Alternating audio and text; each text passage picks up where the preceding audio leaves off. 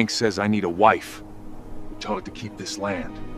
I'm your housekeeper, not your bride, Mr. McCord.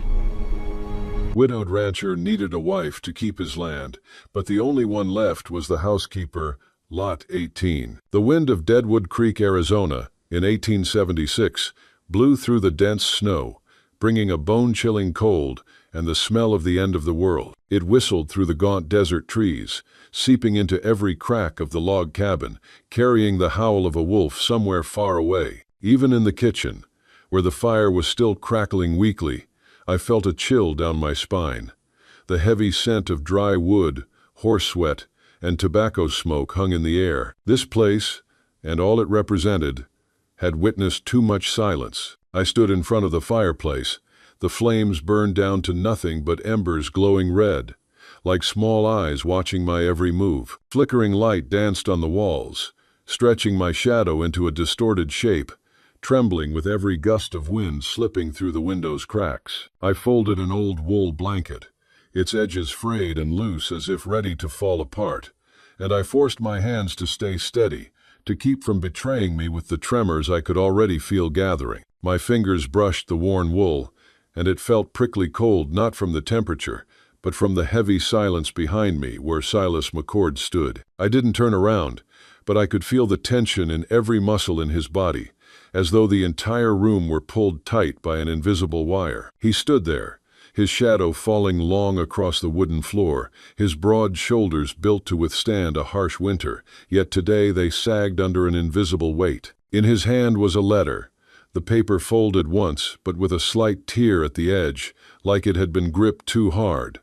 I'd caught a glimpse of it earlier, and I already knew what it was. I didn't have to ask, didn't need him to say it. Bank papers, those cold, metallic-smelling notices that always carried the sting of threat, like the sound of nails being driven into a coffin. I'd gotten used to keeping my world small, my life contained within a handful of repeated chores, safe and quiet enough that I could exist without drawing attention. I lived like someone walking on thin ice, always avoiding curious eyes, avoiding needless questions most of all, avoiding strange hands. My own hands, marked with long scars, carried a past I never wanted anyone to see. They were a constant reminder that I didn't belong at lively gatherings, didn't belong in anyone's embrace, didn't belong in the promise of a real home. Silas said nothing for a long while, but his silence weighed heavier than shouting. I heard the faint rustle of paper as he opened the letter again, his eyes surely tracing every word, words I guessed he already knew by heart from the first reading. Then he folded it back, not with the carelessness of someone ready to let go, but with the slow, deliberate stiffness of folding a flag over a coffin, precise, restrained, and yet holding a desperation that couldn't be hidden. He took a deep breath, the sound heavy, like a fire about to go out. When he spoke, his voice cracked like glass under pressure, a sound that didn't match his towering frame or solid stance. The bank says I need a wife to keep this land. The words dropped into the air like a sentence, and I felt my blood rush the wrong way, my heart pounding so hard I thought he might hear it. I kept my head down, my eyes fixed on the half-folded blanket, willing my hands to keep moving, because I knew if I stopped, I might shatter. The blanket felt like a thin shield now, something between me and the thing I knew I couldn't face. My heartbeat mixed with the faint crackle of the wood in the hearth, and every breath I took felt heavier. I'm your housekeeper, not your bride, Mr. McCord. My voice came out dry, as brittle as the desert outside where the wind carried sand that cut into the skin, leaving stinging marks that never bled. Every word was an effort to keep my distance, to protect what little I still had from being swept into a storm I knew would consume me. The firelight cast his shadow in sharp, shifting shapes on the wall, and though I didn't turn around, I knew his eyes were searching me, looking for a crack in my resolve. But I gripped the blanket tighter, feeling the heat flare along my scars, as if they were warning me. I couldn't open my world wider, not when I knew the moment I did, I'd have nowhere left to hide. Find someone else, I added, softer this time. But each word fell heavy, landing between us and creating a distance that couldn't be crossed. And in that moment, I heard the wind howl outside, the sound of the wide, harsh land vast, unforgiving, and I knew, whether or not he found someone else, The real storm was already here, in this room, between two people who couldn't and wouldn't reach for each other. The grandfather clock on the wall ticked with a steady rhythm, each beat pounding against my temples, too clear, too loud, as if the hands weren't just measuring time, but slicing through every taut nerve in the room. Silas stepped closer, each footfall heavy, stopping right in front of the fireplace. The firelight flickered across his face, and I could feel the warmth radiating from his body close enough to breathe in, but it still wasn't enough to chase away the cold that had sunk deep into my chest, the kind that came from inside, not from the snowstorm outside. His voice dropped lower, as if trying to soften it, but every word still carried the weight of tightly pressed desperation. "There's no one else. Not here. Not with the snow this deep and the roads blocked until spring. I've only got 30 days.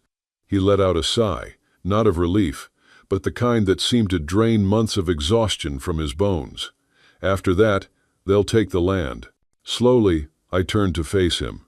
My eyes, black as wet stone, held no fear, no warmth, only the caution that had been carved into me after years of never knowing if tomorrow would still be safe.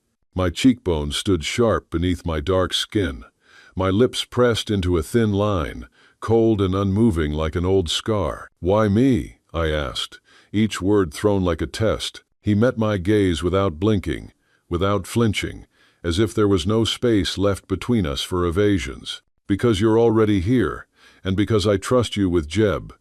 My chest tightened at the sound of the boy's name. Jeb, his son, the child who had lost his mother, whose wide eyes always seemed to be searching for something that would never return. I was the only one in this land who could take care of him, even if I didn't want to, even if I had never willingly carried another life on my back. Silas had placed a weight on my shoulders I knew I couldn't set down. Outside, the wind howled through the cracks in the doorframe, carrying with it the sharp scent of fresh snow. Inside the small room, the grandfather clock kept ticking, steady and unyielding, counting down the days until everything would be gone. I looked at Silas, said nothing, but felt the invisible cord tightening between us, a cord that bound, that threatened, and would not let me go. A long silence stretched between us. The stew in the pot bubbled quietly, while a strong gust of wind outside rattled the window. Finally, I ladled some stew into a bowl and set it on the table, then walked past him. My boots were heavy on the wooden floor. I opened the back door and stepped out into the snow, knee-deep, kneeling beside a pile of firewood and tying them together with a thin leather thong. Silas followed me to the door but didn't say anything. I returned a few minutes later, carrying a full armload of firewood, my eyes unreadable. "I don't take pity," I said, brushing past him. He nodded, not arguing. Instead, he reached behind the armchair by the fireplace and pulled out a bundle. It was an old navy blue wool coat, lined with sheepskin, the buttons tarnished. He placed it over the back of my chair. "For carrying coal." I looked at the coat but didn't touch it. "I have my own," I said, but didn't push it away. From outside, faint voices carried on the wind, laughter, then a hateful murmur. "He's gonna marry a Comanche, you hear?" Both Silas and I heard it. I didn't flinch, but my eyes darted toward the window. My voice was steady when I spoke again. "They'll burn your barn for this." "I'll build a new one," he replied. I sat down slowly. The fire crackled behind me. Silas took a plate of cornbread from the table and gently placed it beside my bowl of stew. I stared at it for a long moment. Then, without a word, I tore off a piece, dipped it in the broth, and ate. He sat opposite me, elbows on the table. Our eyes met across the firelight. I swallowed the cornbread, whispering almost to myself, "I'll think about it." Silas nodded somberly. "That's enough for now." Outside, the snow was falling more thickly. The fire warmed the walls, and for a moment in this kitchen at the end of the world, there was no war, no scars, no laws to divide us. Only two survivors waiting to see if they could build something from the ashes. 3 days later, the wind had died down, but the cold still clung to my skin like a patient predator. I woke before the sun. The cabin was still in darkness, but I felt the silence was no longer as heavy as it had been. I made oatmeal, its smell filling the kitchen, then quietly put on another thin wool shirt. Silas had gone out early, and I preferred that. Since his strange proposal, I had tried to avoid prolonged glances, to avoid those moments of too much quiet when we were the only two in a room. I hadn't said yes, nor had I said no, but I had stayed. For now, that was enough. I took my tools out to the back fence. A few wooden rails had collapsed under the weight of the recent snowstorm. I knelt in the cold snow, my calloused hands beginning to work. With crude leather strips, I began to tie the crisscrossing knots my grandfather had taught me so long ago, before he was taken away. The knots of the Comanche were made to last through storms and through cruel men. I worked in silence and with efficiency, every movement deliberate, with no wasted effort. From the corral, I felt Silas's gaze. I knew he was watching me. He didn't say anything, just stood there, silently. He had once been a man of words, but now he was a man of silence, of small actions. There was something about the way I worked, a stubborn self-reliance that made him both admire and ache. He carried a bucket of water across the snow to the horses. "They need you too," he said, not looking at me. I didn't answer. I just tightened the last leather strip and moved to the next wooden rail, but my eyes flickered to him once, then looked away. Behind the barn, the sound of hooves rang out. A man in a black coat on the back of a chestnut horse slowly approached the fence. His face was narrow, his beard neatly trimmed, too clean for a rancher. He was a bounty hunter, or worse, an enforcer. He said nothing, just leisurely tied his reins to the fence and pulled out a small knife. He drew it slowly along the top rail, leaving a shallow, deliberate gash. I felt my chest tighten. Silas stepped up, standing between me and the man. "Lost, are you?" he asked, his voice low and cold. The man gave a dry laugh. "Just admiring your property, Ward. Looks like the kind that won't be yours for long." "There's nothing for sale here," Silas said. The man sneered, tipped his hat, then rode off. The gash on the fence remained, a wordless threat. I stared at it, my expression unreadable. That night, after Jeb had gone to sleep, I returned from the barn with an armload of firewood. My fingers were red and numb from the cold. I silently lit a fire. Silas sat across from me, carving a piece of pine wood. When I placed the pot of stew on the table, he stood up, went outside without a word. He returned a few minutes later, carrying a hammer and a chisel. In the faint light of the lantern, he approached the worn barn door. On the topmost plank, just above the latch, he began to carve a small 5-pointed star. The chisel strikes were even and slow into the grain of the wood. I watched him from the kitchen window. When he was finished, he stepped back, giving a single nod. "So you don't get lost," he said softly. I felt something melt in my chest. The next morning, I woke before dawn. I made porridge and placed a bowl on his workbench in the barn, next to a small paper napkin, carefully written, "For your boy." By afternoon, the wind had changed, carrying with it an air of tension. Silas returned from town, his shoulders rigid, his teeth gritted. The bank had sent another letter, this time brief and to the point. But when he entered the barn, he stopped. There, on the saddle rack, his late wife's old coat was hanging. It was no longer folded, but carefully hung on a hook, the sleeves dusted, the collar mended meticulously. I stood beside it, trying it on. The navy blue wool settled over my shoulders as if it belonged there. I turned around and saw him looking. Our eyes met. This time, I didn't look away. There was no warmth, not yet, but there was no coldness either, just something cautious, something that was considering. He gave a single nod. I didn't smile, but I didn't frown either. I stood tall, the coat embracing me like armor. I walked past him slowly, my boots solid on the wooden floor, and for the first time in weeks, the barn didn't feel so empty. The sun had not yet risen when I realized something was wrong. The barn door was ajar. The silence was too deep. Jeb's usual tiny footsteps were not ringing out. I called his name once, then again, no answer. The wooden spoon slid from my hand and fell to the floor. Outside, small, hurried, and solitary footprints led from the porch. I quickly grabbed my shawl, tied my hunting knife beneath it, and ran after them. The forest was thick right behind the gorge, where where the tangled pines stood tall and silent. My breath formed white clouds. Twigs snapped under my boots. Then a weak cry rang out. "Mama!" It was Jeb's voice. I ran with all my might. I found him cornered in a thicket, his eyes wide with terror. A small streak of blood ran from his ankle, where he had stumbled. Around him were 3 snarling wolves, one of which had already begun to stalk. Without hesitation, I whistled, a high and sharp note, then threw a handful of snow at the nearest animal. They flinched, freezing in place. I stood between Jeb and the wolves, my knife drawn, in a low stance. "Get back," I growled in Comanche. The wolves hesitated. One lunged. I made a slash through the air, sharp and decisive, just enough to graze its snout and make it flinch. With a growl from my throat, I grabbed a burning branch from a fallen tree nearby and waved it wildly. The fire hissed. The wolves scattered into the thicket, growling as they disappeared into the woods. I knelt down, my heart pounding. "You're safe now," I whispered, wrapping Jeb in my shawl. Blood had seeped through his sock, but he was still breathing. His small hands clung to me, his face buried against me. Silas arrived a few minutes later, rifle in hand, his eyes wild. "Jeb," I stood up, holding the boy in my arms. I found him. Silas ran to me, taking the boy into his arms. He stiffened when he saw my torn sleeve.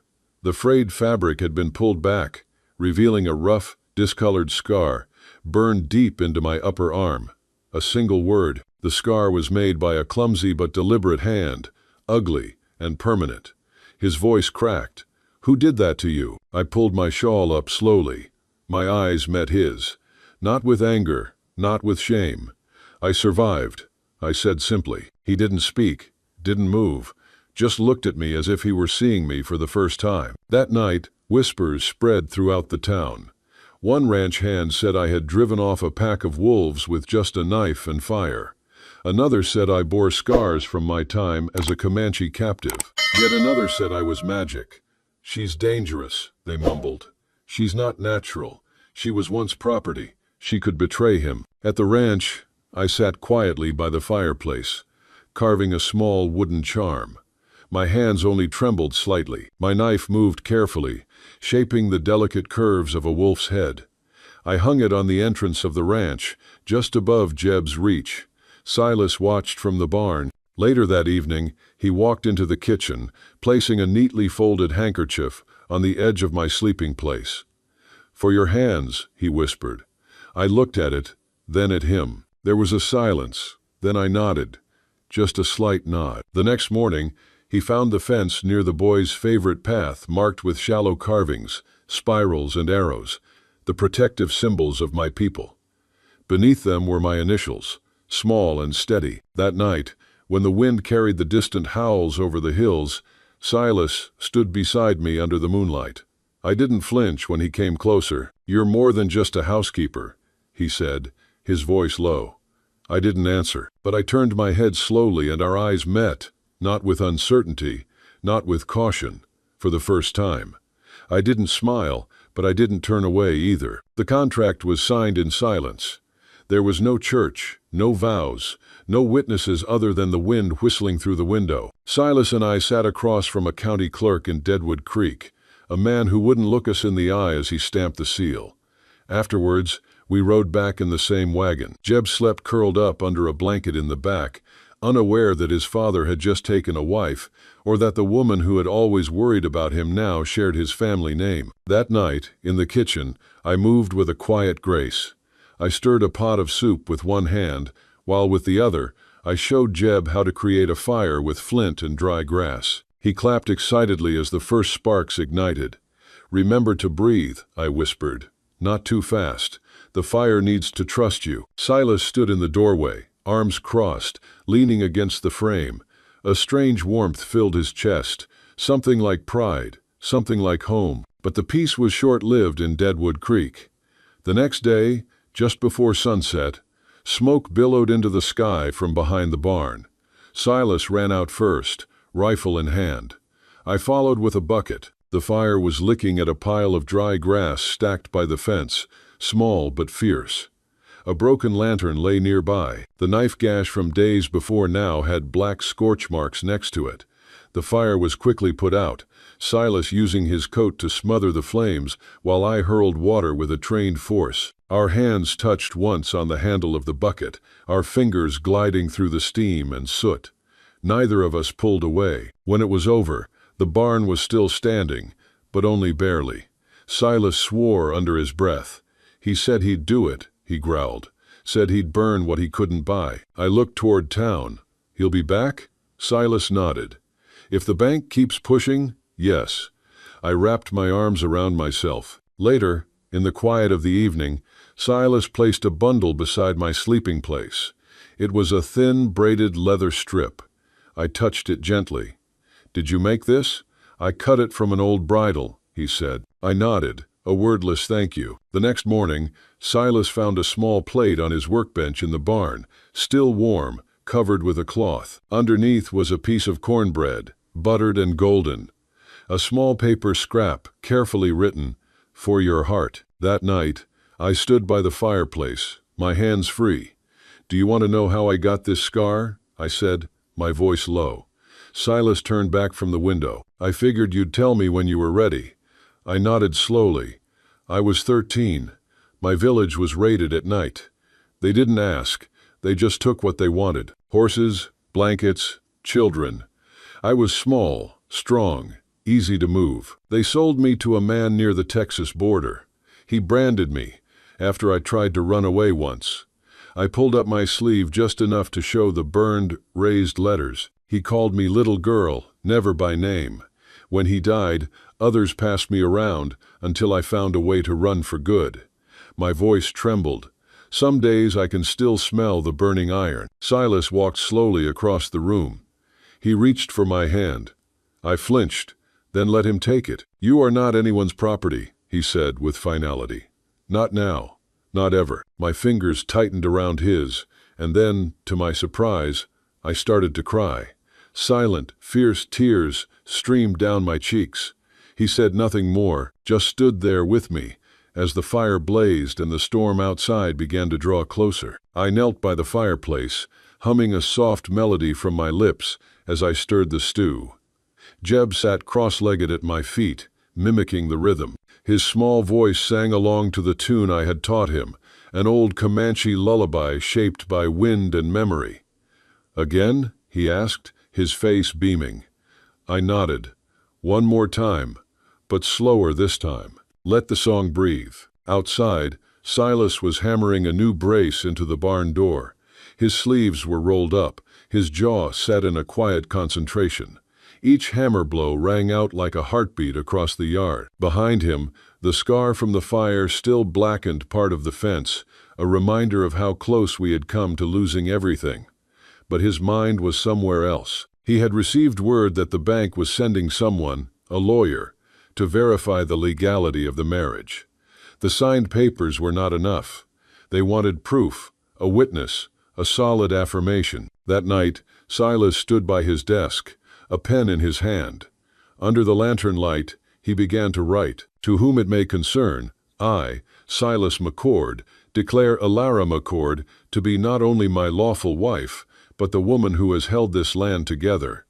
The words started hesitant, then grew more firm. He was writing not for bureaucracy, but for truth, for himself, and for me. Unseen by him, I stood in the doorway, watching. I said nothing, but my eyes lingered on his script, on the careful way he furrowed his brow. Something shifted in me then, not like a breaking, but a quiet, tender stillness, like coming home. The next morning, I found the front door frame sanded smooth, with fresh chisel marks just above the latch.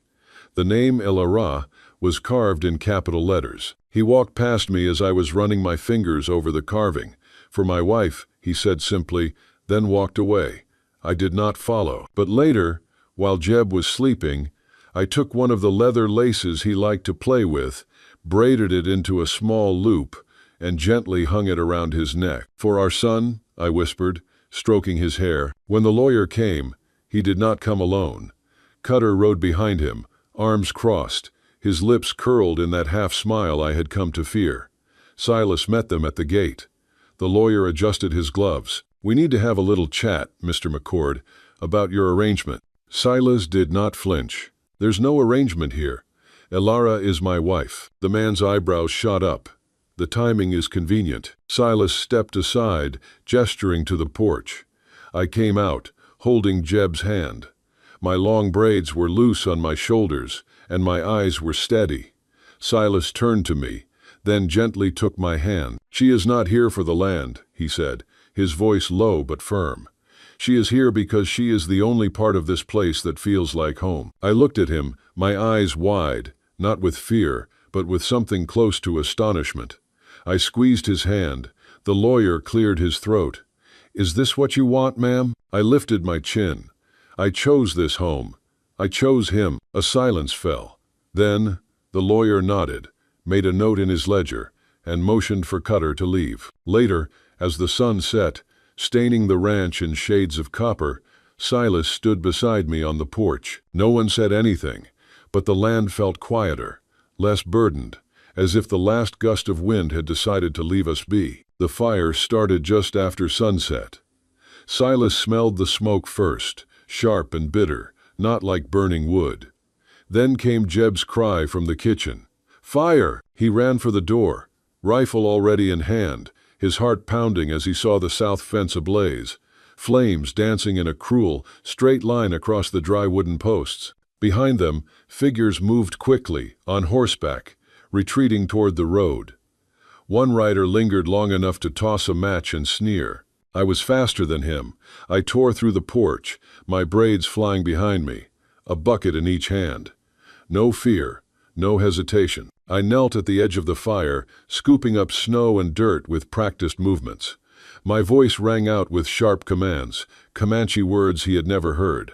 I moved like one born to fire. Silas joined me, throwing buckets of water, snatching a blanket from the clothesline and beating at the flames. Behind us, neighbors arrived, some on horseback, some with shovels. The townspeople, who days ago wouldn't meet my eyes, now stood shoulder to shoulder, stomping out the fire with heavy boots. Together, we fought the fire. When it was over, I stood alone in the field, smoke swirling around me. My dress was singed, my hands black with ash, but I stood tall, my chest heaving with slow, steady breaths. Silas walked up to me, his blood still hot with rage. Cutter stood at the edge of the fence, arms crossed, a look of smug satisfaction on his face. "You'll lose more than the fence if you keep hiding behind her." Silas stepped forward, rifle raised, not aimed, but close enough. "You start one more fire on my land, and you won't ride out of here again." The man spat, then turned his horse and galloped away into the night. When silence returned, the townspeople lingered. One woman walked up, placing a bucket at my feet. "You're braver than most of us," she said. I looked at her, uncertain, but the woman nodded. "Now we've seen it." That night, I sat by the fireplace, mending Silas's shirt.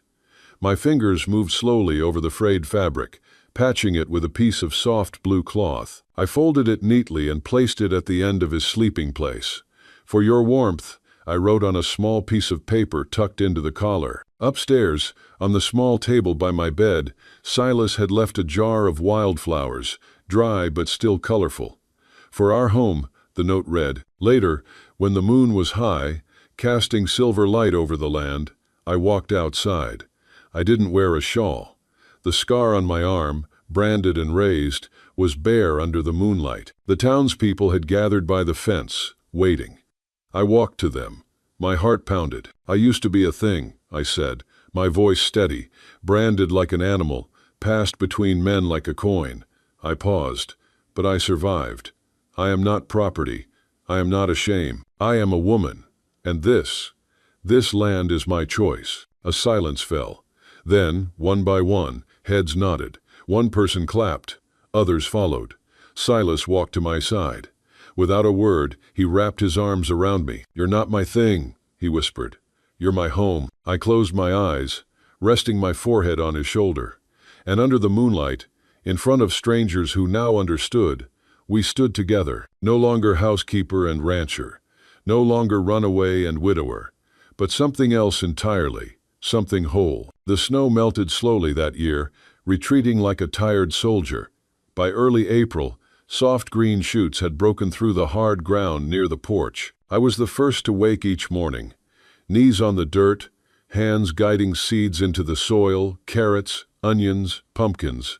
I moved with a quiet purpose, sleeves rolled up, hair loose under the warm sun. Silas watched me from the porch, a hammer in his hand. He was building a rocking chair from the leftover oak rails, smoothing each edge as if he were shaping more than just wood. By late afternoon, the frame was complete. He set it facing east, where the sun hit the fence first. The chair creaked as he tested it. It held. Jeb ran past both of us, barefoot and yelling with delight. "Mama, come see the lizard." I looked up, brushing dirt from my fingers. "What kind?" "A fast one." I smiled and followed. Silas's eyes lingered on the way Jeb took my hand without a second thought, as if it had always belonged there. That weekend, the townspeople started to come. 2 by 2, then 3. A bag of flour, a spool of thread, a hand-embroidered shawl with red flowers. "For the bride," they said shyly, offering the gifts. I accepted them all with a nod and a small smile, my shoulders no longer tense, my eyes no longer wary. The fence had been burned, but the wall between me and the town had also come down. The wedding happened without an announcement, without a preacher, just a circle of friends by the river behind the corral, the trees just beginning to bud a soft green. I wore a simple cotton dress I had sewn myself, tied with a leather thong. Silas wore his best shirt, still bearing the patches I had mended months ago. Jeb stood between us, holding both our hands. A friend from town read a blessing, and we exchanged words that were not for ceremony but for truth. "I saw you," Silas said, his voice low. "Not when you came here, but when you stayed." My voice did not tremble. "You gave me a name I chose, not a name I had to survive." We kissed, gently and without haste, with the river singing behind us. That night, I placed a thin braided leather strip on the back of the new rocking chair on the porch. A small carving was marked in the center, 3 intertwined lines. "The Comanche symbol for family, for our family," the note read. Silas found it at dawn. He said nothing, just sat down in the chair, his hands on the leather, and breathed. Then, when I walked past, he reached out and took my hand. "You're my land," he whispered, "the only thing I'll fight to keep." I smiled, a full and radiant smile. That night, under a full spring moon, we laughed, truly laughed, for the first time. Not because the past was gone, but because it had finally found its place, behind us. A horse whinnied in the distance. The wind picked up, but it was warm, and the light on the porch stayed on long after we had gone inside. By midsummer, the ranch had settled into a peace that neither Silas nor I had ever truly believed possible. The silence between us was no longer heavy with hesitation or grief. It had become soothing, a stillness that comes only when the worst is over, and there is nothing left but growth. The fields, once parched and brittle from the winter, now spread out in a deep green. The wheat swayed gently in the breeze, and stubborn new cornstalks rose from the black earth. The fences had been rebuilt, not just repaired, but made stronger, with posts driven deep and sealed carefully. Every plank held the memory of the shared effort of our neighbors. The strangers who once viewed me with suspicion now greeted me with nods, with hot loaves of bread, and with laughter. The house had changed too. The paint was peeling in a few places, but there was a pride in every plank. I had braided a wind chime from bone, feathers, and copper I had found by the river, and hung it beside the porch door. Its sound was not loud, but when the wind rose, it filled the air with something ancient and sacred. Along the path to the corral, I had planted wild flowers. The blue was like the deepest part of the sky. The yellow was like prairie fire. The soft purple was like crushed petals. They grew riotously and freely, not in neat rows, but in a glorious mess, just as my childhood memories had bloomed. Jeb called them Mama's colors and picked bouquets each morning, leaving them in unexpected places.